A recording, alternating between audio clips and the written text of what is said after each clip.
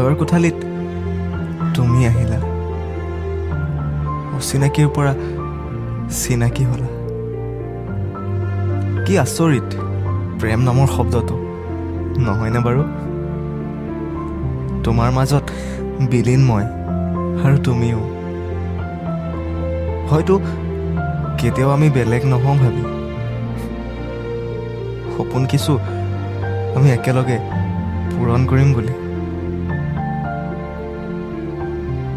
সকলো পৰিস্থিতি পাৰ কৰিম বুলি। কেতিয়াবা বন্ধুত্বও শত্ৰুতাৰ ৰূপ লয়ও।